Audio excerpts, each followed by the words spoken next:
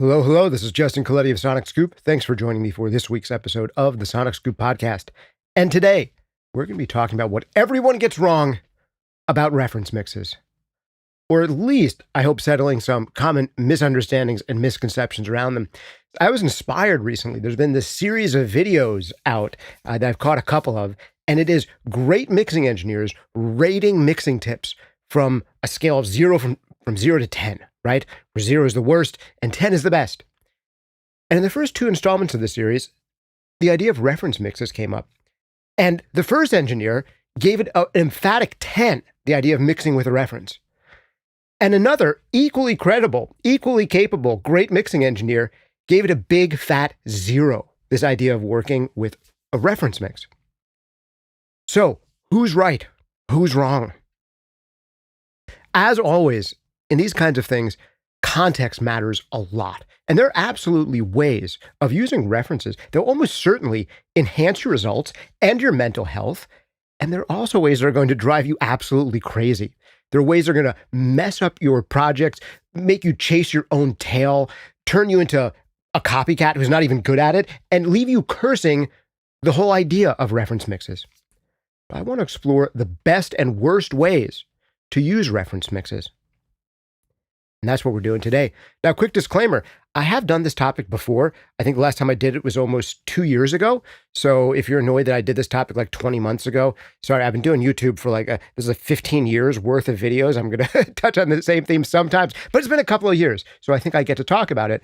And I think it's especially salient. And I think today, maybe I can give you the most concise and precise explanation of this about how different types of people use reference mixes well, have seen it go wrong, and how some of the pros lie to you and to themselves, honestly, often unwittingly, about the use of references, because context is big. And sometimes you should take the advice of people who've been mixing for 30 or 40 years because they're great at it. And sometimes you shouldn't because they're in a totally different stage in their career and development than you are. So we're going to talk about how to do these things right, how to use them wrong, because there's actually a few different ways to use reference mixes, right or wrong. There's a few different contexts, right? One is in recording.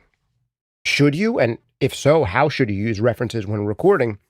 Mixing, this is the one that gets talked about the most because we're thinking of mixed references, and they can be powerful or can be crazy inducing there.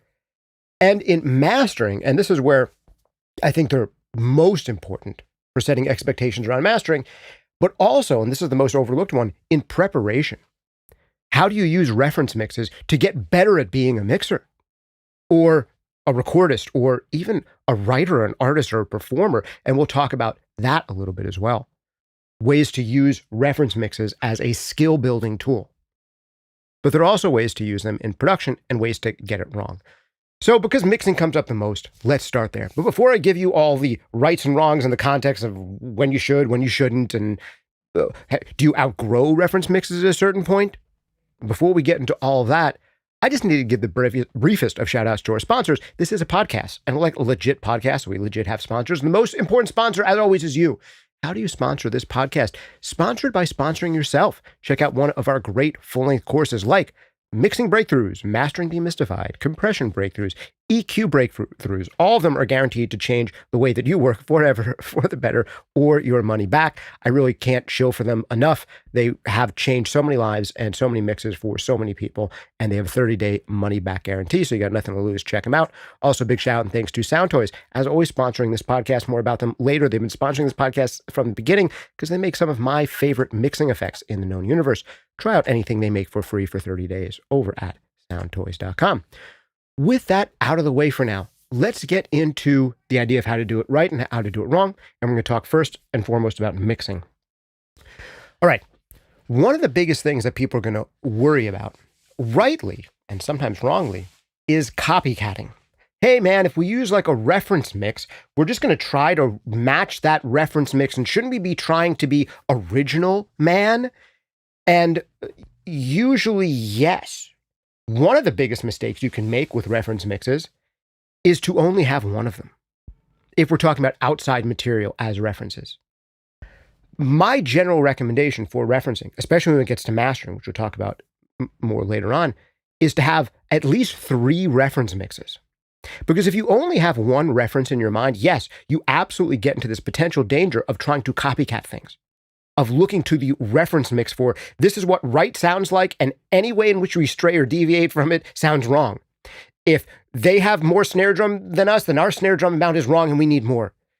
If they're this bright, then we're wrong if we're any bit darker than it or brighter than it. And on which instrument? Right? So there's so many ways to get into this place where you're trying to shoehorn your production into someone else's production at any of these stages by only having one reference. So generally speaking, as our big general overarching rule, it's good to have more than one reference. Now, the only exception to that, where it's good to have just one reference potentially, is if your one reference, this is the one thing that I think all major mixers can agree on, 95% of them can agree on. If you're going to have just one reference, that reference usually should be the rough mix. And this is one thing, I've produced so many master classes with so many different major mixers now, scores of them at this point. We've been doing the MixCon event for about 10 years now. Man, I've probably produced more than 60 master classes with major producers and engineers that you can find for free right here on this channel. And almost all of them, to the man or woman, say, I want to hear the rough mix, and I want to be able to compare to the rough mix. Yes, to beat it in part, to make sure my mix sounds better, but also to make sure I'm not straying too far from it. Because often, if you're a mixer brought into a project later on and you weren't the person producing it or recording it, then often the people producing it and recording it had a really clear vision about what they wanted to get right in the mix and what was really important to them in the mix and what was like the vibe of the mix, like what they're trying to go for. And if you stray for it too much, you're probably doing it wrong. Now, there can be exceptions to this, particularly if they are really beginning producers, engineers, self-recordists, and you're really experienced. There might be things in their rough that they have gotten quote unquote wrong. But even then, a lot of these beginning people, if they're just doing broad strokes and they know that they're not doing the final mix and they just want to get things right in broad strokes, will usually emphasize the right things. Like if the groove is really driven by the backbeat and then like the 2 and 4 should be dominant, like it's a snare drum driven groove, they'll usually get right that they should be emphasizing the snare drum and they won't accidentally be overemphasizing the hi-hat or the kick relative to the snare, because these aren't people who are like producery, who want to be engineers and impress you with their kick drum, even if the kick drum isn't the thing that in that particular mix should be dominant. So they'll often, even if they're not very good, often at least in broad strokes, they will have the right priorities. They'll know what's important to them, where the groove is really coming from in the mix. Hopefully they've gotten that right. And if you stray from it too far, you're probably making a mistake because they're probably going to complain. At the very least, even if everything they did is like somehow artistically, objectively wrong, which is arguably impossible, even if everything was artistically, objectively wrong, they're probably pretty attached to their demo. They've heard it a million times. They have demoitis, and they're going to have trouble getting away from it. So having a reference mix that is the rough mix, if you brought into the project later, almost always essential for most mixing engineers. Very few exceptions. The one person I remember in one of our major master classes who said the opposite of this was a very competent guy named Nico Bolas. He's mixed for Neil Young and so many others for decades. He's been at this. And he's like, man, if you want to sound like you're rough but better, there's other people who do that. That's not me. I'm an old school mixer. I'm going to tear everything down and I'm just going to bring it up how the song feels right to me. And I figure you're hiring me because you want my perspective on the mix. A lot of contemporary mixing engineers are not so bold. One guy who had a great way to deal with this on one of our recent MixCon master classes was Brent Colatalo. And he said, man, I usually do one mix for the client that sounds like their original rough mix, only just a bit better. And then I do another one where I mix it how I would want to hear it. And I do all the crazy different things and I stray from their rough mix. And I give them both. And most of the time they pick the one where I didn't stray too far from the rough. But sometimes they'll pick the one where I strayed really far, they really loved my artistic input and judgment, or they'll just take a couple of ideas out of that. And they're like, hey, we want to go with the one that was more like a rough mix, but we loved what you did in this bridge. Can you bring that into the mix that we chose that was closer to our rough? So that's a cool way of handling it. All right. With that big topic out of the way, that one way that most major mixer dudes agree to use references, what about referencing other commercially released music while you're mixing? Should you do that? And we've already brought up this idea of using one single reference is probably a bad idea. It can lead to copycatting. It can lead to shoehorning your production to match some other production that it shouldn't. And that's why I always recommend, if you're going to do that thing, to have at least 3 reference mixes. But how you use these in mixing, it's very important.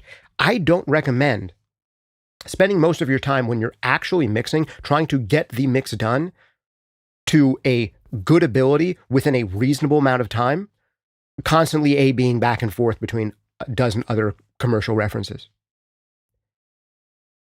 That can mess you up. The real way to use reference mixes in mixing, there's 2 broad ways. The first is to get in tune. Almost every mixing engineer or mastering engineer who I've spoken to who says they don't use reference mixes when they're mixing or when they're mastering is almost always lying from a certain point of view. From my point of view is that they all do what they do. Almost every single good mixing engineer or mastering engineer I've ever sat in the studio with had one thing in common. And that one thing that they had in common was they really liked to listen to great sounding records on the system that they actually do their mixing or mastering on. And without thinking that they're referencing, that's like a thing they do at the beginning of the day. My own mastering mentor, Joe Lambert, who taught me how to master and how to do mastering, I learned so much just from observing this guy and talking to him, getting his philosophy, is a very less is more approach to mastering. And he does phenomenal mastering. And he has said to me, Justin, I don't use references in mastering. I don't believe it. I don't believe in it. And I believe Joe when he says that, but I also know that he's lying without even knowing that he's lying, because what he does, even though he doesn't do these back and forth A-B comparisons as a normal part of his workflow, what he has done, and I know that he does, is he loves to listen to music, great sounding music on his great sounding speakers. And if there's a day that's like a slow day where there isn't a lot of work to do, he will listen to records on those speakers. And he has heard so many records, literally day after day, 5 days a week, in the same chair, with these same studio monitors, listening to records every day in that same space, with an SPL meter, a sound pressure level meter, on the bridge of his mastering console there. So he's listening to them all at the same decibel level. And he immediately physically knows in his body how low end should sit. Like how it should feel in his physical body when it's 81 dB SPL sitting in that same chair, in that same spot, in front of those same speakers in the same room. He knows exactly how it should feel in his body. He knows exactly how the top end should sound for that genre. And how does he do it? It's because he's referencing every single day, in the sense that he's listening to not only great mixes that are given to him, but also great records that he loves to listen to. And he's heard them again and again and again under those same conditions. So even without intentionally referencing where he's A-Bing, which is something that Joe doesn't really do very much in his process, when he says that, I believe him. He is secretly referencing in that every day he's getting into tune in his space. Now, you may be as successful as a mastering engineer as Joe is. I'm not. I'm a platinum mastering engineer, and I don't do nearly as much work every year as Joe does in mastering, because I don't do just mastering. I do videos, and I do courses, and I do mix coaching, and I run a business, and I do gear review. I do all this other stuff. So I am a platinum mastering engineer, and I do master records every week and practically every day. There's some days where I have to push more mastering into one day so I can just have a bigger video day or editing day or writing day or something like that. So for me, it's not even 5 days a week. Like sometimes for me, I'll be mastering 3 days out of the week because I need to decide 2 days to do other business stuff. And I have 3 days that I've crammed a lot of mastering into and 2 days that I've crammed a lot of video stuff into or vice versa. So even for me, who masters literally every week, I need to be more deliberate about my referencing than Joe does. And chances are, if you're not doing this professionally, where you're doing it 3 or 4 or 5 days a week, every week, 50 weeks out of the year, chances are you need to be even more deliberate still about your referencing. So are you comparing yourself to someone who's been doing this 5 days a week for 30 years? Or are your needs for referencing even higher because you've been doing this for 2 to 5 or 10 years even, for 2 or 3 days a week, or for 5 days a week for a month straight and then not at all for another month? That's what so many people who are into music production, their lives end up looking like. And honestly, even people who do it professionally can go through seasons where they're doing a lot of work and where they're doing less. And such a person like that might need to be more deliberate about referencing as well. So you may need to be more deliberate about referencing than some of the people you're getting advice from. So the big idea here around mixing, I've given you the philosophy. Now let's get nuts and bolts and a little bit more rapid fire. How to use references when mixing. Number one, to get in tune. You need to get in tune for the day. So I recommend having at least 3 reference mixes that are relevant to the style that you're working in, that you listen to while you're setting up or before you're getting down to mixing, just to remind yourself for the day what great records sound like in your room. You also, if you have a client visiting, this is someone who, especially if they're in the room with you, you might need to get the client tuned too. They might need to go through the same process, because if they're sitting on the couch in the back of the room and they've never been in the room, how the heck do they know what good sounds like in that room? They've got to learn. You've not only got to tune yourself, you got to tune the client. You got to let them know what great records sound like in this space. And then maybe there's a bit of a pause, and then we get started on your work for the day. But there's another aspect of getting in tune. You need to get in tune to the client. And this is a super important thing. You need to understand what the artist or the producer thinks great records sound like. Because when there's a battle of tastes between you and the client, and by the client, I mean the person like footing the bill and ultimately making the decisions about where money gets spent, they are right. They are right because ultimately, in the long run, they're going to choose whether to use your work, whether to come back to you, whether to say, yeah, that's the best this guy could do. I'm going to try it with somebody else. So ultimately, they have the final say. So their taste wins. So you got to get in tune with their expectations and what sounds good to them. So you got to get in tune for the day, tune yourself. You got to tune the client, let them know what music sounds like in your space if they're in the space with you.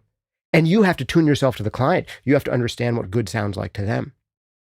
Because if you have different references, whatever the genre is, if it's an R&B record, okay, are we talking about like 90s smooth R&B, or are we talking about like Al Green? Because those are very different sounding records, right? Are you making a Daptones record? Or, are you making a Mary J. Blige record? Very different things. Same thing if you're doing a rock record. I mean, is this like a Nickelback record or a Fleet Foxes record?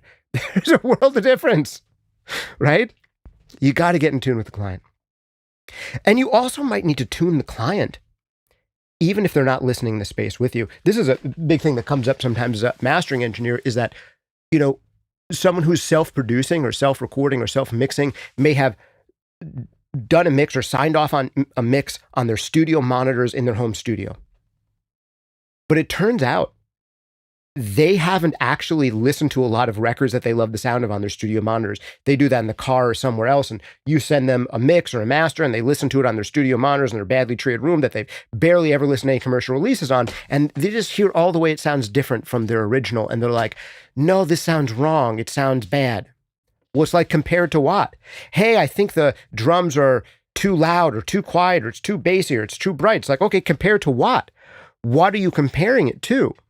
And one of two things is going to come up. Either A, they have actual references that they didn't share with you, and you're like, if I knew that's what you liked, I would have totally changed the way that I mix things. If I knew that's the tone that you were going for, if I knew these were records you would have liked, I would have done it that way. Or something else is going to come up. The other thing that'll come up is they'll say, well, compared to what? Compared to nothing, compared to me just listening to it on my speakers. It's like, do you know your speakers? How do you know if you know your speakers? The only way you know if you know your speakers is if you've heard a bunch of great releases on it. So go listen to some great releases on now. Tell me what they sound like on your speakers. And now tell me what sounds better. The rough or what I sent you. That's another way you have to tune the client. Getting on the same page as far as expectations. What they should expect out of their system, what you should expect out of their tastes, and so on. Now, that's the number one way to use references. Get in tune for the day, get the client in tune, if necessary, and get in tune with the client. But the next way to use it in mixing is to answer questions when they come up. So if you're mixing and you get to a spot in the mix where you're hemming and hawing and you're like, should the snare be up? Should the snare be down? Do I have too much low end, not enough low end? Why don't you call up on the phone and ask a whole bunch of the best mixers in the world how they would mix it? Maybe they'll be inconvenient. Maybe you don't have the phone numbers of some of the best mixers in the world. Maybe they're busy that day. They can't hear it in your space. You can't go over to their space and hear how they would do it. They don't have the time to spend a half an hour talking to you about what you could or should change in your mix. But you know what you can do? You can ask their work. How would Andy Wallace have handled this on a Mudvayne record? How would Serban Ganea have answered this question on a Weekend record? How would Michael Brower have answered this question? Let me pull up some of my favorite records that he's done. How would Chris Lord-Alge answer this question? You can ask them. Pull up a few of the records. You can ask 3 different people their opinions. Have 3 different references that are relevant to the style you're working in, and see how they answer the question of how loud the snare should be relative to the vocals, relative to the guitars, relative to the synths. How much low end is enough? How much low end is too much? Should the kick drum be brighter than the bass? Should the bass be brighter than the kick drum? Should one of them win over the other? Ask 3 different mixes. And if you get 3 totally different answers that are all in different directions from what you did, then what you did is probably fine. You don't necessarily have to match any of them. You actually probably hit the sweet spot. But if all of them tell you the same thing, or 2 out of 3 of them tell you the same thing, and 2 out of 3 of them tell you that your snare drum is too quiet and too muffled, they're probably right. If all 3 of them tell you you don't use as much compression on your vocals and there's too much top end in your reverbs, they're probably right. Unless you were intentionally going into this saying to yourself, I want to have way brighter reverbs than everything else in the genre. Unless that's something that you were saying to yourself in your head, when you hear that, you should go, oh, my reverb is brighter. I should darken it down because all 3 of those have darker reverbs than me. Or even 2 out of 3 of them do. I'm going to err on the side of making mine a little bit darker. Or sometimes, just for exhaustiveness, which I do in the podcast, I hope I don't exhaust you, but inspire you. But for the sake of being exhaustive, another thing that could happen is like, hey, 2 of the mixes handled the reverb this way. 1 out of 3 of them handled it this way. And that 1 out of 3 is an outlier, but it's also the one that I like the most and the one that I steered the closest to naturally. I'm going to forget those other 2 and take inspiration from this one.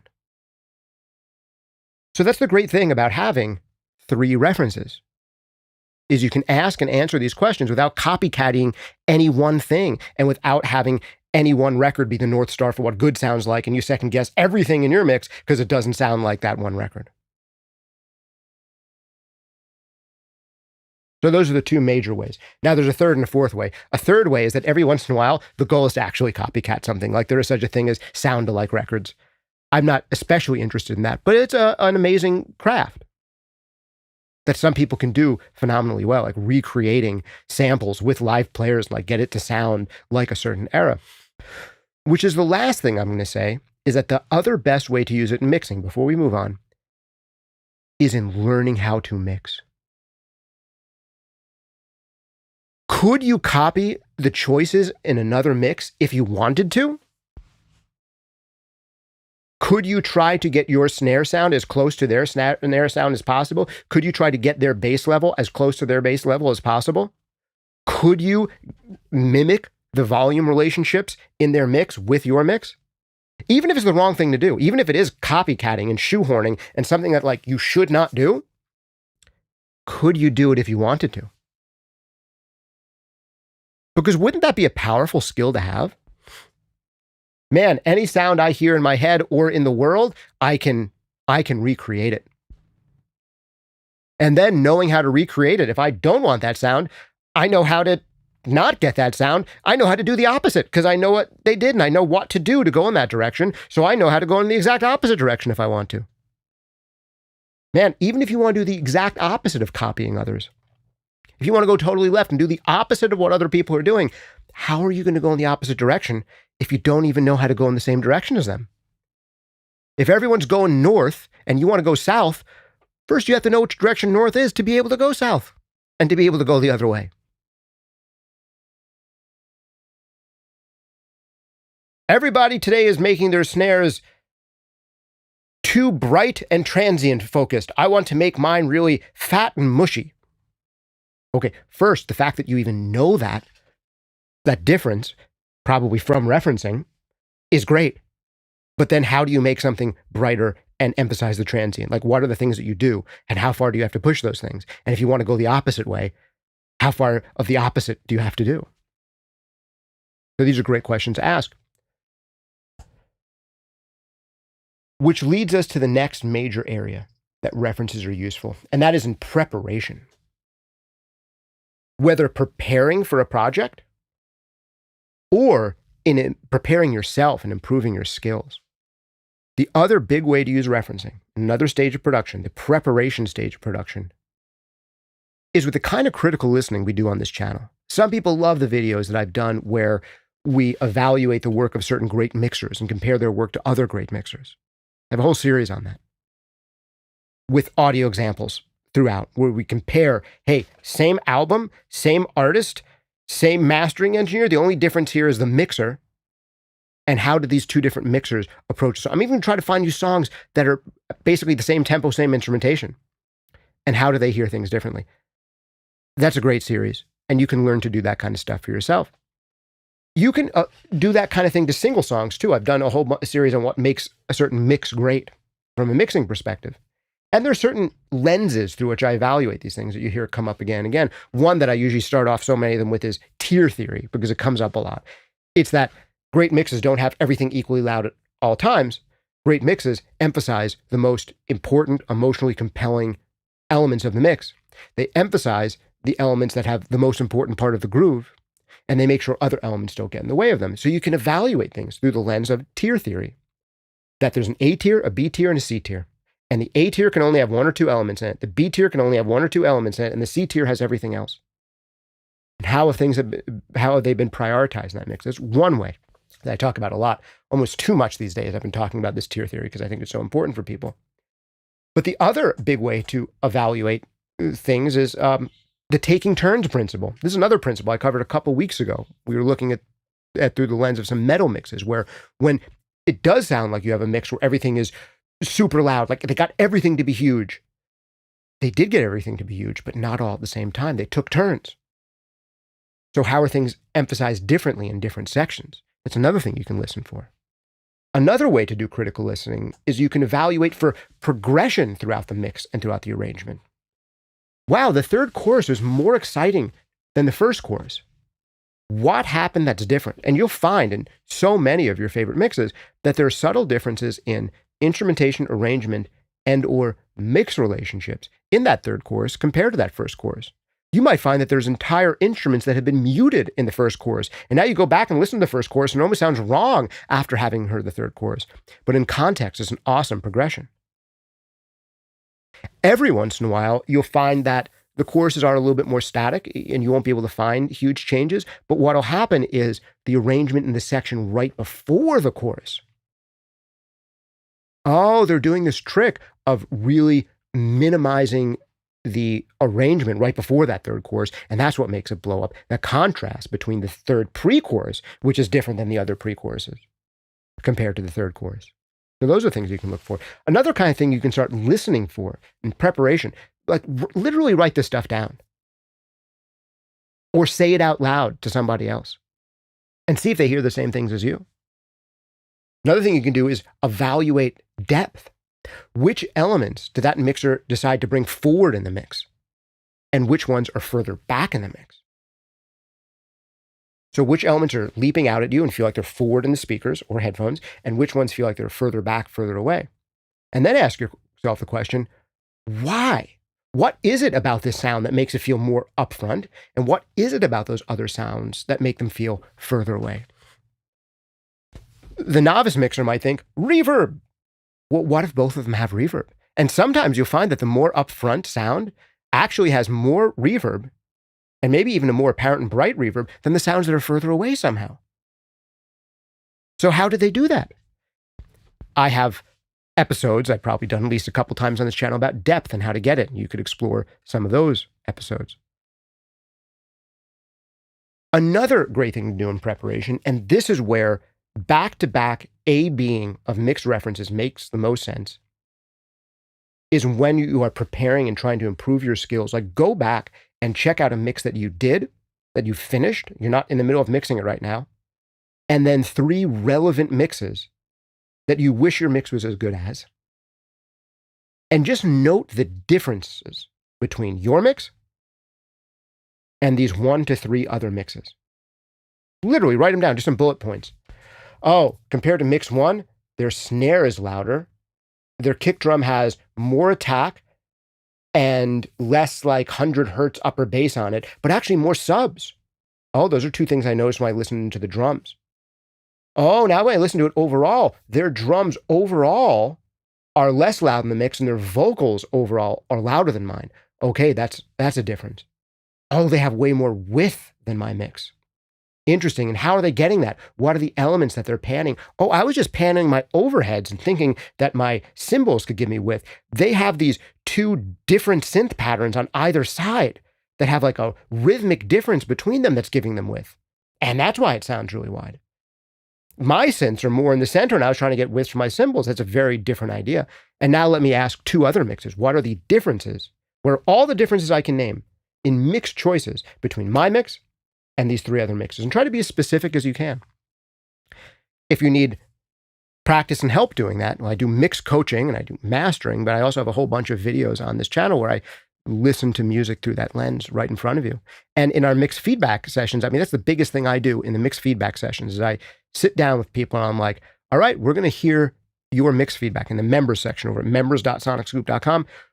We're going to listen to your mix. I'm going to give you my feedback. Before I do, I have to know what you like the sound of. So give me 3 mixes that you love the sound of, and we'll listen to, 30 seconds to 90 seconds of a bunch of mixes, and I'll just comment what I hear, what's interesting about them, what they do really well, and then we'll listen to the next one, and I'll mention the differences I'm hearing between that first mix and the second mix, and then we hear a third mix, and I say, oh, the one thing it has in common with the others is this, and the one thing it has different is this, and then we bring up your mix and do the same thing with it. Oh man, going through that exercise, this preparation component, getting better at mixing, so huge and so helpful. It can be very humbling, but it can also help you have giant breakthroughs. It's not for the faint of heart, and it's not something you should do all the time. At some point, you should just be confident that you're at a good enough stage for where you need to be right now, and you just need to move forward and get the work done. That's why I don't recommend doing all that kind of A-Bing right when you're in the throes of a mix, trying to finish a mix. But in preparation for mixing, or as kind of a post-op, for what you could do better or differently in your next projects. That's where it becomes really useful. All right, there's 2 more areas, and I'm going to go through even faster here about where references are relevant.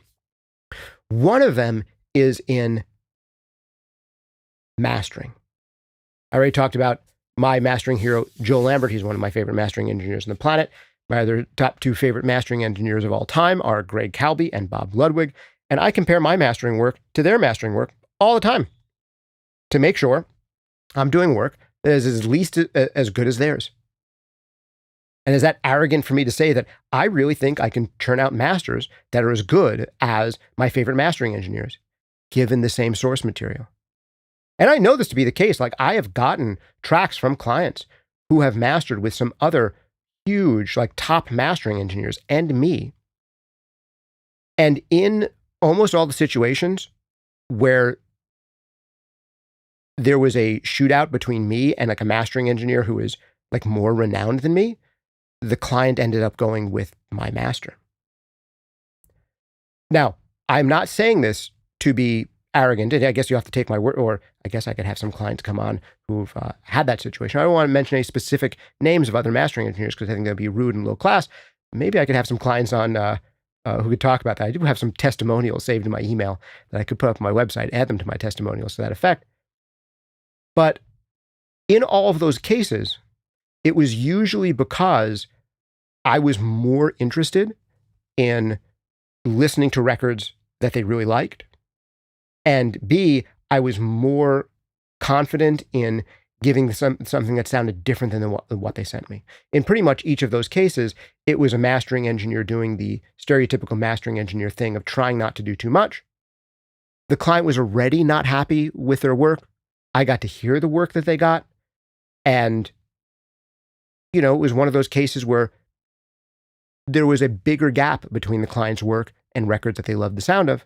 And I was willing to push things a little bit further. And of course, I had the benefit of hearing the original mix and the work that they weren't happy with. And then I ended up doing the work. And,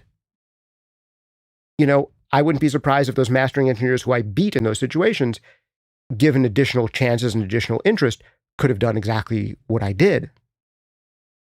But the idea is that because I'm referencing against these other mastering engineers, I'm able to confirm for myself, I can mimic exactly what they did, and I can do something that makes the client even happier.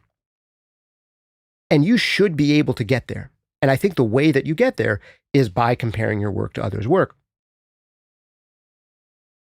But that is more of a skill building, skill development kind of thing. And it's not something you should do on every project all the time because it's completely unsustainable and it would make every project take way too long. So you can't do it all the time. So anyway, I digress. I stopped in the middle of this podcast to humble brag about my skills and that I'm happy with the fact that I can master things well.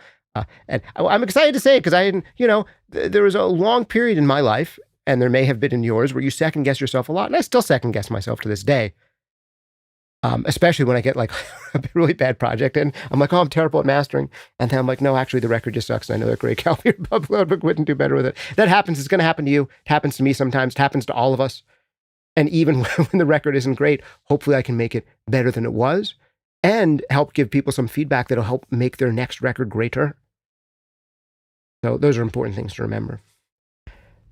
You do the best that you can today, and you hope to improve going forward. So in this pursuit of perfection, which is kind of what we're talking about today, and comparing can drive you crazy because it can make you feel worthless, or it can make you feel like overly confident, overly arrogant sometimes if you did a really good job. Managing that stuff is important. And as long as you're doing the best you can today and have vision for improving for the future, you're doing it right. So don't worry too much. All right. So in mastering, I think references are super important. Unless all I'm going to do is literally just hand back the client's master sounding almost exactly like it did already, I need to hear other records that they know and love. And then hearing other records that they know and love, if nothing needs to be done to the master and you barely need to touch it at all, those other records should be informing me of that. And it's like, okay, I heard a whole bunch of other records and I can confirm for you it stands up to all of them. I am the person who's doing the comparison for you, doing your second guessing and your checking for you. And I feel confident saying, there's not really much I need to change. You did great. Like I did a half dB boost here and a half dB cut here, done. But the fact that it's useful that I said that to you is because I actually listened to your record relative to how other great records sound in my room. And not just how other records in general sound, but how records in your style sound. And because I work in a lot of different styles, I need to reset myself. Because if I was just working on a metal project in the morning and now I got to switch to hip hop, there's totally different requirements for how much low end should be in there, how much the kick should be emphasized, where the vocals should sit. All of that is totally different. And if I just, did a metal record and now I'm supposed to switch to a hip hop record, like I've got to cleanse my palate, like reset my mind. What does hip hop sound like? Oh yeah, now I remember. And thanks for sending me hip hop that you like. Now let's go. So that's why I always recommend 3 references. Now, the biggest problem with getting references in mastering when you ask for 3 references is that some people will send you their spiritual references, artists they love. Your spiritual references from a client might be the Velvet Underground, but do they want their record to sound like the Velvet Underground? Or do they just think the Velvet Underground are really cool and they want you to think that they're really cool for liking the Velvet Underground? But secretly, they're going to go home and compare your master to Nickelback. And they're like, hey, I know I told you really like the Velvet Underground, but, I was listening to this in the car and it didn't have enough low end, like the kick drum, wasn't, solid enough. And it's like, well, what were you comparing it to? Because it has way more of any of that than the Velvet Underground. Oh, I was comparing it to some Nickelback. Well, why didn't you tell me? That's your sonic reference. Your sonic reference apparently is the Foo Fighters and Nickelback. It's not the Velvet Underground and, early Cream. It's different. So that's the other thing you have to sort out. Are you getting spiritual references or sonic references? And then my big thing in mastering is if I have 3 records and if I'm going to do A/B comparisons, I'll quickly find out that, hey, this record sounds closest to one of the 3. So if I'm going to ask a question of, is there too much low end or too little low end? And I'm second guessing myself. And I say, well, how far do they want me to push the low end? I'm like, oh, the one that they're closest to already has this much low end. And I'm going to forget about the other 2 because they're actually the outliers. Their mixing style is this one. They're already close to that. And I'll just double check against that. And as long as I'm in the right ballpark of low end compared to that style of mix, I'm good. Or sometimes you have a project that doesn't really sound close to any of these 3 references, in which case I'll, in listening, I'll just double check. Okay, I don't have more low end than the bassiest of these 3 records. And I'm not more bass light than the thinnest and tinniest sounding of these 3 records. I'm somewhere in between. Great. I'm respecting what they sound like. They were somewhere in between and I kept it somewhere in between. And then if they say to me like, ooh, this sounds good, but I was really hoping for more weight and heft. I kind of have a sense for boundaries of how far I could push it just because I know what other records in their style sound like and how it's going to sit next to other records. So that's the big thing for mastering. I think that's the place where it's most useful. And you either need to be listening to music in that style of your own accord if you don't have references from them, but I prefer references from the client because there's so many subgenres these days that I prefer to be in tune with what they actually like the sound of rather than me just choosing my own favorite records that are somewhere near their style. Because we may have different tastes. And honestly, I'm doing them a service. I want to conform to their tastes more than my taste. All right, and then the last place to use reference mixes are in recording. When you're actually tracking, you're actually making tracks. And there, I'm going to say, mostly don't do any A-Bing when recording. The time in recording is for tuning yourself to the environment and anyone who's really into production, tuning them to the environment. But you don't need, if it's a band, all the members of the band, some of whom are not interested in production, to be comparing to other artists. We don't necessarily need to be copycatting that closely. That's only for people who are really into production and want to tune themselves to the room and to the environment, and that we're doing this as just tuning ourselves for the day. The sonic reminder of what great drums sound like in this space. What great guitars sound like in this space, etc. But honestly, more and more in projects where people are actually working together in the studio, how many of them are bands where there's members who aren't into production? Does that even exist anymore? Isn't everyone also a producer these days? So maybe everyone wants to hear some records. And there are some notable artists I've worked with who did this. I remember the first time I was in the studio with Flight of the Conchords. That was actually how I discovered the artist Feist. I think Feist was out with a new album. They're like, we got to hear this track. And they listened to some Feist records before getting to work on their own stuff. Not that like the Flight of the Conchords can try to emulate the sound of a Feist record, but it's just really cool to remind yourself what beautifully produced music sounds like in a beautiful sounding space. Or even just on a good set of studio monitors or a great set of headphones.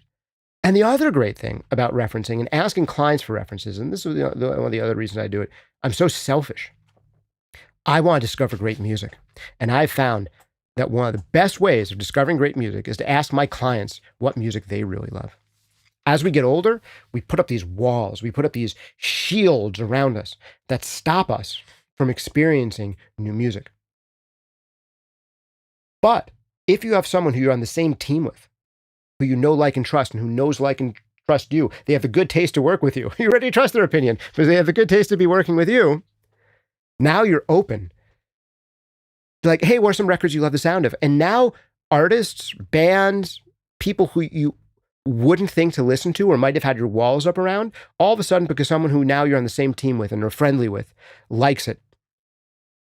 Now, even if it's something you would have your walls up around, you say, what do they like about it? Let me figure out what they like about it. Let me listen to it through their ears and try to figure out, like, what is good about this?